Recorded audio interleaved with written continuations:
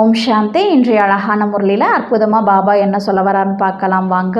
தனது வெற்றி தோல்விக்கான சரித்திரத்தை நினைவு செய்யணும். இது சுக துக்கத்திற்கான விளையாட்டு ஆகும். இதில் 3/4 பங்கு சுகமும் 1/4 பங்கு துக்கமும் இருக்கிறது. இது சரிசமமாக இல்லை. இந்த எல்லையற்ற நாடகம் மிகவும் அதிசயமானது. எப்படி அப்படின்னா, இந்த முழு உலகத்திலும் என்னவெல்லாம் ஒவ்வொரு வினாடியும் நடைபெற்று கொண்டிருக்கிறதோ அவை மீண்டும் அவ்வாறே திரும்பவும் நடைபெறும். இந்த நாடகம் பேன் போன்று ஊறிக்கொண்டிருக்கிறது. டிக் டிக் என்று சுற்றி கொண்டிருக்கிறது. இந்த வினாடி என்ன நடந்ததோ அது அடுத்த வினாடி இருக்காது. அதனால தான் இது அதிசயமான நாடகம்னு சொல்கிறோம். மனிதனுடைய நடிப்புகள் என்னவெல்லாம் இருக்கிறதோ அவை நன்மையாக இருந்தாலும் சரி, தீமையாக இருந்தாலும் சரி, அவை பதிவாகின்றன. இந்த விஷயங்களை நாம் மட்டும்தான் புரிஞ்சிக்க முடியும். தந்தைக்கு சமமாக அன்பு கடலாக மாறணும், துக்க கடலாக அல்ல. பாபாவுக்கு அவப்பெயர் ஏற்படுத்தக்கூடிய எந்த ஒரு காரியத்தையும் நாம் செய்யக்கூடாது. பாபா போல இனிமையானவராக அன்பானவராக நாம் ஆக வேண்டும். யோக பலத்தின் மூலமாக நாமும் தூய்மையாகி மற்றவர்களையும் தூய்மையாக ஆக்க வேண்டும்.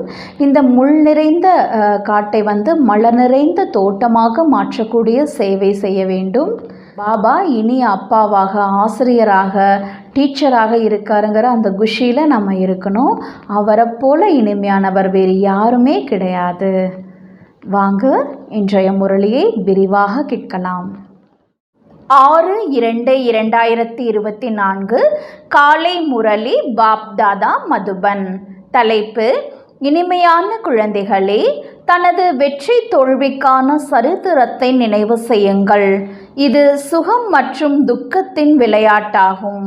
இதில் 3/4 பங்கு சுகம், 1/4 பங்கு துக்கம் இருக்கிறது. சரிசமமாக கிடையாது. கேள்வி: இந்த எல்லையற்ற நாடகம் மிகவும் அதிசயமானது எப்படி? பதில்: இந்த எல்லையற்ற நாடகம் மிகவும் அதிசயமானது. முழு உலகில் ஒவ்வொரு வினாடியும் என்ன நடைபெற்று கொண்டிருக்கிறதோ அது மீண்டும் அவ்வாறே திரும்பவும் நடைபெறும். இந்த நாடகம் பேன் போன்று சுற்றி கொண்டிருக்கின்றது. டிக் டிக் என்று சுற்றி கொண்டிருக்கிறது. ஒரு டிக் அதாவது ஒரு வினாடி போன்று அடுத்த டிக் அதாவது அடுத்த வினாடி இருக்காது. அதனால்தான் இது மிகவும் அதிசயமான நாடகமாகும். மனிதனின் நடிப்புகள் என்னவெல்லாம் இருக்கின்றதோ, அதாவது நல்லதோ கெட்டதோ, அனைத்தும் பதிவாகி இருக்கின்றது. இந்த விஷயங்களை குழந்தைகளாகிய நீங்கள்தான் புரிந்திருக்கிறீர்கள். ஓம் சாந்தி.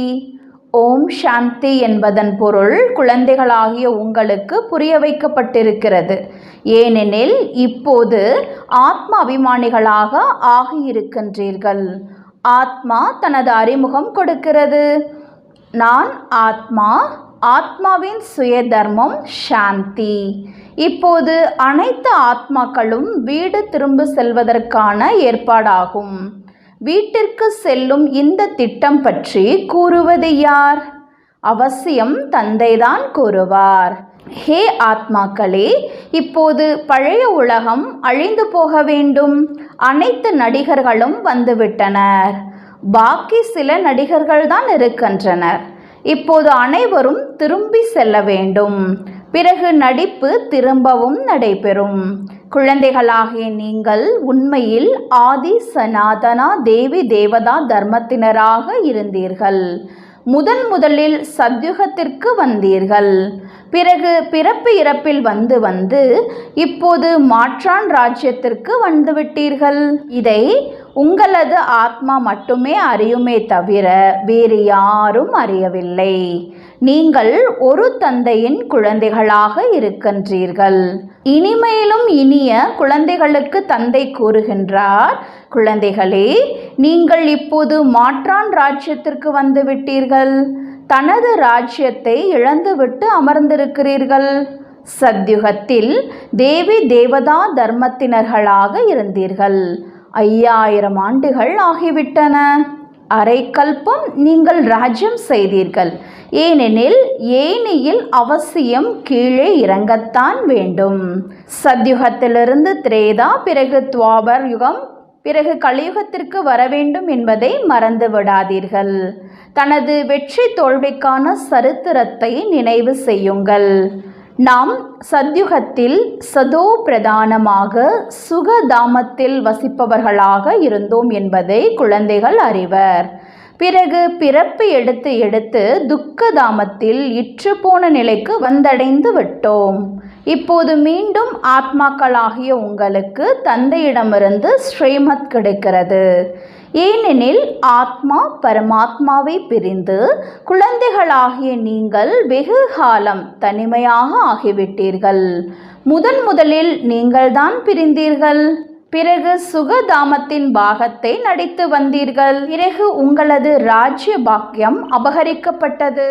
துக்கத்தின் பாகத்தில் வந்துவிட்டீர்கள். இப்போது குழந்தைகளாகிய நீங்கள் மீண்டும் சுகம் சாந்திக்கான ராஜ்ய பாக்கியத்தை அடைய வேண்டும். உலகில் அமைதி நிலவ வேண்டும் என்று ஆத்மாக்கள் கூறுகின்றனர். இந்த நேரத்தில் தமோ பிரதானமான காரணத்தினால் உலகத்தில் அசாந்தி நிலவுகிறது. இதுவும் சாந்தி அசாந்தி சுகம் துக்கத்திற்கான விளையாட்டாகும்.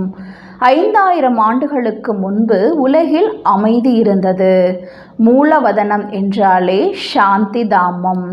எங்கு ஆத்மாக்கள் வசிக்கின்றதோ அங்கு அசாந்திக்கான கேள்வியே கிடையாது. சத்யுகத்தில் அமைதி இருந்தது. பிறகு வீழ்ச்சி அடைந்து அசாந்தி ஆகிவிட்டது. இப்போது உலகிலுள்ள அனைவரும் அமைதியை விரும்புகின்றனர். பிரம்ம மக தத்துவத்தை உலகம் என்று கூறுவது கிடையாது. அதை பிரம்மாண்டம் என்று கூறப்படுகிறது. அங்கு ஆத்மாக்களாகிய நீங்கள் வசிக்கின்றீர்கள்.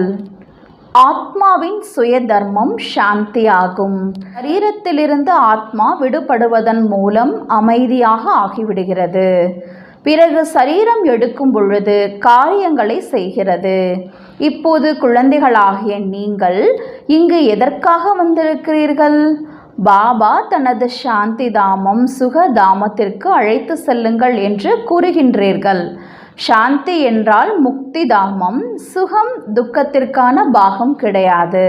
சத்யுகம் என்பது சுகதாமம், கலியுகம் என்பது துக்கதாமம். எவ்வாறு கீழே இறங்குகின்றோம்? அதை ஏணிப்படியில் காண்பிக்கிறோம்.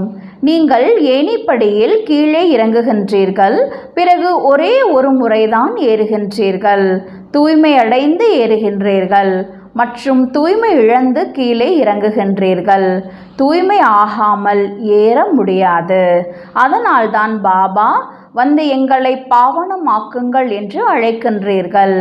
நீங்கள் முதலில் தூய்மையான சாந்தி தாமத்திற்கு சென்று பிறகு சுக தாமத்தில் வருவீர்கள்.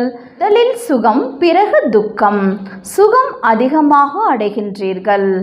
சரிசமமாக இருந்தால் பிறகு எந்த லாபமும் இருக்காது. தவறானதாக ஆகிவிடுகின்றது.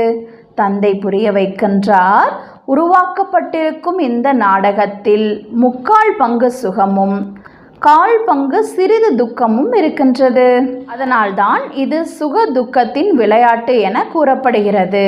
குழந்தைகளாகிய உங்களை தவிர தந்தையாகிய என்னை யாரும் அறிய முடியாது என்பதை தந்தை அறிவார். நான் தான் உங்களுக்கு தனது அறிமுகத்தை கொடுக்கின்றேன். மேலும் சிருஷ்டியின் முதல் இடை கடைசியின் அறிமுகத்தையும் கொடுக்கின்றேன். உங்களை நாஸ்திகத்திலிருந்து ஆத்திகராக ஆக்கியிருக்கின்றேன். 3 லோகங்களையும் நீங்கள் அறிவீர்கள். பாரதவாசிகள் கல்பத்தின் ஆயுளை அறியவில்லை. பாபா மீண்டும் நமக்கு கற்பிக்கின்றார் என்பதை இப்போது நீங்கள் அறிவீர்கள். தந்தை குப்தமாக, அதாவது மறைமுகமான வேஷத்தில் மாற்றான் தேசத்திற்கு வந்திருக்கின்றார். பாபாவும் குப்தமானவர். மனிதர்கள் தங்களது தேகத்தை அறிந்திருக்கின்றனர், ஆத்மாவை அறியவில்லை. ஆத்மா அழிவற்றது, தேகம் அழியக்கூடியது. ஆத்மா மற்றும் ஆத்மாவின் தந்தையை ஒரு பொழுதும் நீங்கள் மறந்துவிடக்கூடாது. நாம் எல்லையற்ற தந்தையிடமிருந்து ஆஸ்தி அடைந்து கொண்டிருக்கின்றோம். எப்பொழுது தூய்மையாக ஆகின்றோமோ அப்போதுதான் ஆஸ்தி கிடைக்கும். இந்த ராவண ராஜ்யத்தில் நீங்கள் தூய்மையின்றி இருக்கின்றீர்கள். அதனால்தான் தந்தையை அழைக்கின்றீர்கள். 2 தந்தைகள் இருக்கின்றன.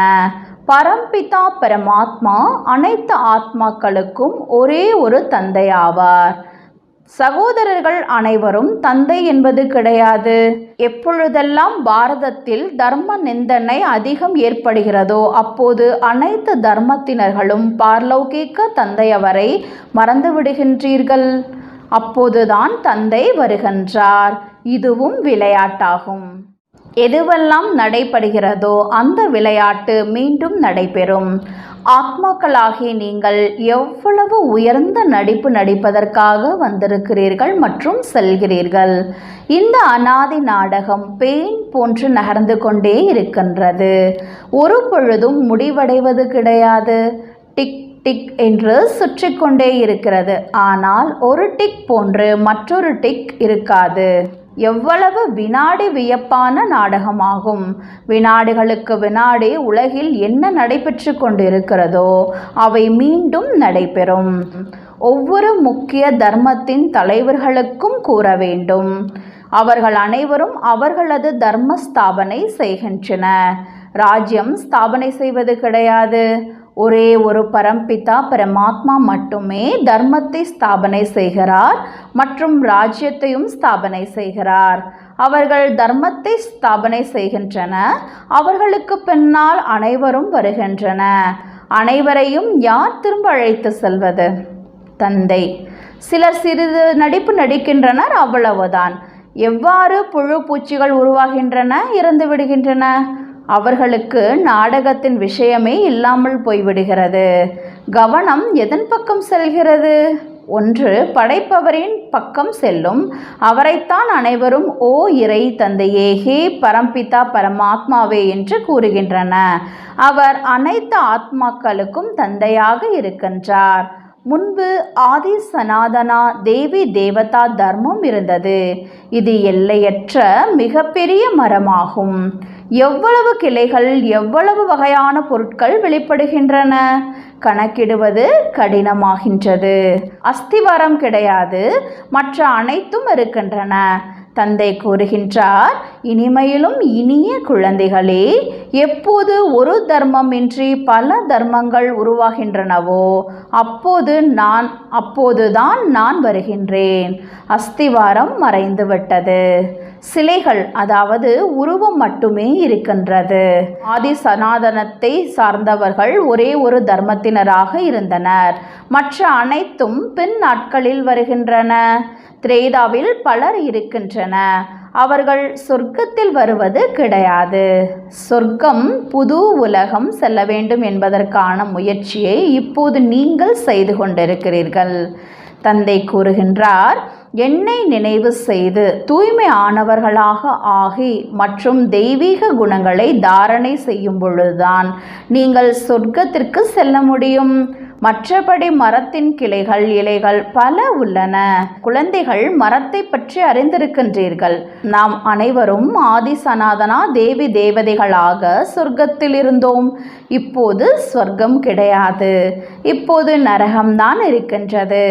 அதனால்தான் தந்தை கேள்வி கேட்கின்றார், நீங்கள் தங்களது உள்ளத்தை கேளுங்கள். நாம் சத்யுகத்தின் வாசிகளா அல்லது கலியுக நரக வாசிகளா? சத்யுகத்திலிருந்து கீழே இறங்குகின்றோம். பிறகு மேலே எப்படி செல்வோம்? தந்தை கல்வி கொடுக்கின்றார். நீங்கள் தமோ பிரதானத்திலிருந்து சதோ பிரதானமாக எப்படி ஆவீர்கள்? தன்னை ஆத்மா என்று உணர்ந்து என்னை நினைவு செய்தால் இந்த யோக அக்னியின் மூலம் உங்களது பாவங்கள் அழிந்துவிடும். கல்பத்திற்கு முன்பும் உங்களுக்கு ஞானம் கற்றுக் கொடுத்து தேவதைகளாக ஆக்கியிருந்தேன். இப்போது நீங்கள் தமோ பிரதானமாக ஆகியிருக்கின்றீர்கள். பிறகு அவசியமாக யாராவது சதோ பிரதானம் ஆக்குபவர் இருப்பார். பதீத பாவனனாக எந்த மனிதனும் இருக்க முடியாது. ஹே பதீத பாவனன், ஹே பகவான் என்று கூறுகின்ற பொழுது புத்தி மேலே சென்று விடுகிறது. அவர் நிராகாரமானவர். மற்ற அனைவரும் நடிகர்கள் ஆவார். அனைவரும் மறுபிறப்பு எடுத்துக்கொண்டே இருக்கின்றனர். நான் பிறப்பு இறப்பு இல்லாதவன். இவ்வாறு நாடகம் உருவாக்கப்பட்டிருக்கின்றது. இதனை யாரும் அறியவில்லை. நீங்களும் அறியாமல் இருந்தீர்கள். இப்போது நீங்கள் சுயதர்ஷன சக்கரதாரி என்று கூறப்படுகின்றீர்கள். நீங்கள் தங்களது ஆத்மாவில் சுய தர்மத்தில் நிலைத்து இருங்கள். தன்னை ஆத்மா என்று நிச்சயம் செய்யுங்கள். தந்தை புரிய வைக்கின்றார், இந்த சிருஷ்டி சக்கரம் எவ்வாறு சுற்றுகிறது. ஆகையால் உங்களது பெயர் சுதர்சன சக்கரதாரி. வேறு யாரிடத்திலும் இந்த ஞானம் கிடையாது. ஆக உங்களுக்கு அதிக குஷி இருக்க வேண்டும். தந்தை நமது ஆசிரியராக இருக்கின்றார். மிக இனிமையான பாபா ஆவர். பாபாவை போன்று இனிமையானவர் வேறு யாரும் கிடையாது. பரலௌகிக குழந்தைகளாகிய நீங்கள் பரலோகத்தில் இருக்கக்கூடிய ஆத்மாக்கள் ஆவீர்கள். தந்தையும் பரந்தாமத்தில் இருக்கின்றார்.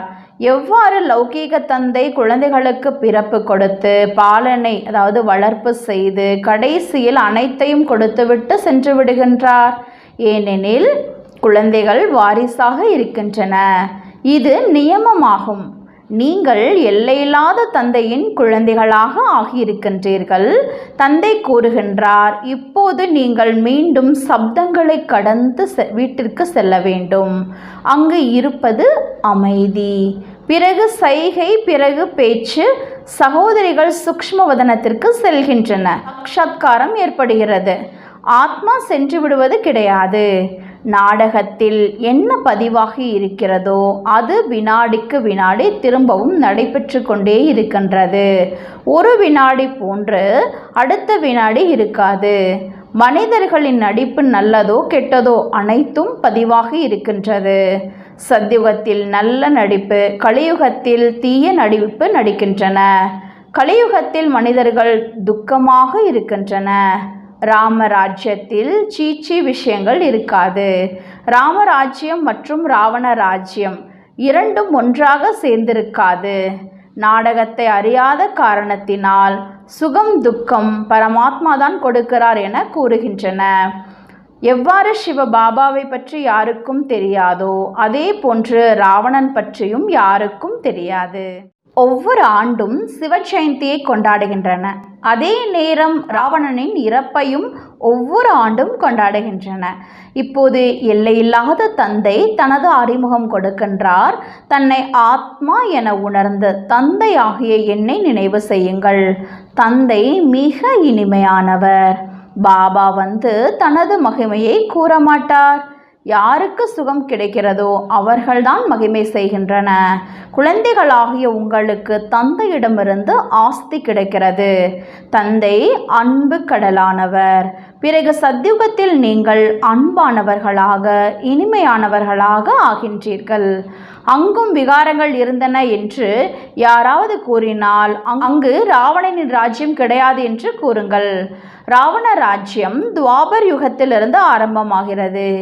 எவ்வளவு நன்றாக புரிய வைக்கின்றார். உலகத்தின் சரித்திர பூலோகத்தை வேறு யாரும் அறியவில்லை. இந்த நேரத்தில் தான் உங்களுக்கு புரிய வைக்கப்படுகின்றது. பிறகு நீங்கள் தேவதைகளாக ஆகிவிடுகின்றீர்கள். தேவதைகளை விட உயர்ந்தவர்கள் வேறு யாரும் கிடையாது. ஆகையால் அங்கு குருவிடம் செல்ல வேண்டிய அவசியம் இல்லை. இங்கு பல குருக்கள் உள்ளன. சத்குரு ஒரே ஒருவர்தான். சத்குரு அகால் என்றும் சீக்கியர்கள் கூறுகின்றன. அகால் மூரத் சத்குரு ஆவார். அவர் காலனுக்கெல்லாம் காலன், மகா காலன் ஆவார். அந்த காலன் ஒருவரைத்தான் அழைத்து செல்வார். நான் அனைவரையும் அழைத்து செல்வேன் என தந்தை கூறுகின்றார். தூய்மையாகி முதலில் அனைவரையும் சாந்தி தாமம் மற்றும் சுகதாமத்திற்கு அழைத்து செல்வேன்.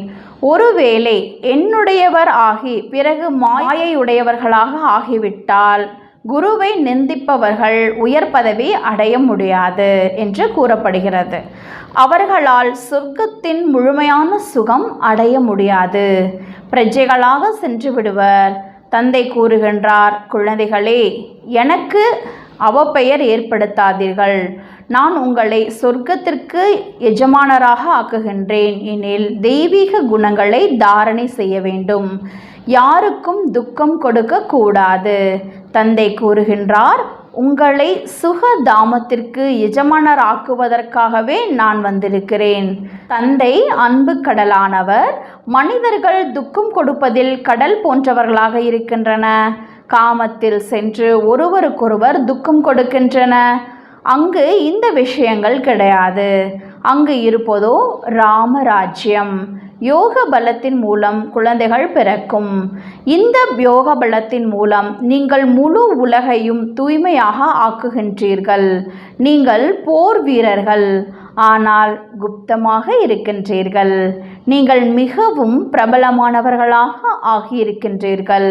பிறகு பக்தி மார்க்கத்தில் தேவி தேவதைகளாகிய உங்களுக்கு எவ்வளவு கோவில்கள் கட்டுகின்றன.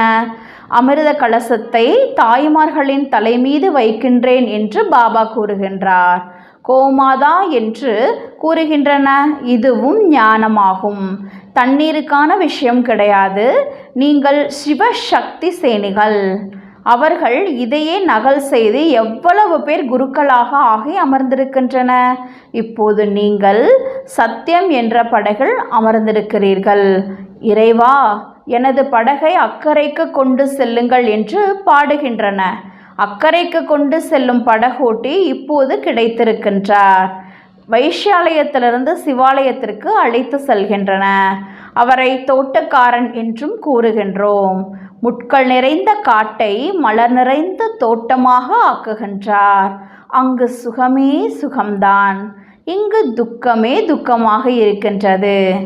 எந்த நோட்டீஸ் பிரிண்ட் செய்யுமாறு பாபா கூறியிருந்தாரோ அதில் எழுதப்பட்டிருக்கிறது, சொர்க்கவாசியா அல்லது நரகவாசியா என்று தனது உள்ளத்தை கேளுங்கள். பல கேள்விகள் கேட்க முடியும். இழிவான நடத்தை என்று பலர் கூறுகின்றனர் எனில் ஏதோ ஒரு நேரத்தில் மேன்மையான நடத்தை உள்ளவர்கள் இருந்திருக்க வேண்டும். அங்கு தேவதைகள் இருந்தன, இப்போது கிடையாது. எப்பொழுது தேவி தேவதா தர்மம் மறைந்து போய் விடுகிறதோ அப்போது ஒரு தர்மத்தை ஸ்தாபனை செய்வதற்கு பகவான் வரவேண்டியிருக்கிறது. ஸ்ரீமத் மூலமாக நீங்கள் தானாகவே சொர்க்கத்தை ஸ்தாபனை செய்து கொண்டிருக்கிறீர்கள். நல்லது. இனிமேலும் இனிமையான தேடி கண்டெடுக்கப்பட்ட செல்ல குழந்தைகளுக்கு தாயும் தந்தையும் ஆகிய பாப் தாதாவின் அன்பு நினைவுகள் மற்றும் காலை வணக்கம். ஆன்மீக குழந்தைகளுக்கு ஆன்மீக தாய் தந்தையின் நமஸ்காரம். ஆன்மீக தாய் தந்தைக்கு ஆன்மீக குழந்தைகளினுடைய நமஸ்தே நமஸ்தே நமஸ்தே. தாரணைக்கான முக்கிய சாரம்: தந்தைக்கு சமமாக அன்பு கடலாக ஆக வேண்டுமே தவிர துக்க கடலாக அல்ல.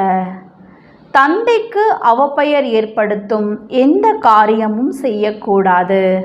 மிக இனிமையாக அன்பானவராக ஆக வேண்டும். 2. யோக பலத்தின் மூலம் தூய்மையாகி பிறகு மற்றவர்களையும் ஆக்க வேண்டும். முட்கள் நிறைந்த காட்டை மலர்கள் நிறைந்த தோட்டமாக ஆக்கும் சேவை செய்ய வேண்டும். நமது இனிய பாபா தந்தையாக இருக்கின்றார், ஆசிரியராகவும் இருக்கின்றார் என்ற குஷியில் சதா இருக்க வேண்டும். அவரை போன்று இனிமையானவர் வேறு யாரும் கிடையாது. வரதானம்: பரமாத்மா செல்லத்தை பெற்றுவிடக்கூடிய இப்பொழுதைய மற்றும் வருங்காலத்தின் ராஜ்ய செல்லம் ஆவீர்களாக. சங்கம யுகத்தில் பாக்யவான் குழந்தைகளாகிய நீங்கள்தான் இதய ராமனின் செல்லத்திற்கு பாத்திரம் ஆவீர்கள். இந்த பரமாத்மா செல்லம் கோடியில் ஒரு ஆத்மாவுக்குத்தான் பிராப்தியாகிறது. இந்த தெய்வீக செல்லத்தின் வாயிலாக ராஜ செல்லம் ஆகிவிடுகின்றீர்கள். ராஜ செல்லம் என்றாலும் இப்பொழுதும் ராஜா மற்றும் வருங்காலத்திலும் ராஜா. வருங்காலத்திற்கும் முன்னதாக இப்பொழுது சுயராஜ்ய அதிகாரி ஆகிவிடுகிறீர்கள். எப்பொழுது வருங்கால ராஜ்யத்திற்கு ஒரு ராஜ்யம் ஒரு தர்மம் என்று மகிமை உள்ளது, அதே போல இப்பொழுது அனைத்து கர்ம இந்திரியங்கள் மீது ஆத்மாவினுடைய ஒரு குடை ராஜ்யம் உள்ளது. ஸ்லோகன்: தனது தோற்றத்தின் மூலம் தந்தையின் குணங்களை வெளிப்படுத்தக்கூடியவர்களே பரமாத்மாவின் சிநேகி ஆவார்கள். ஓம் சாந்தி.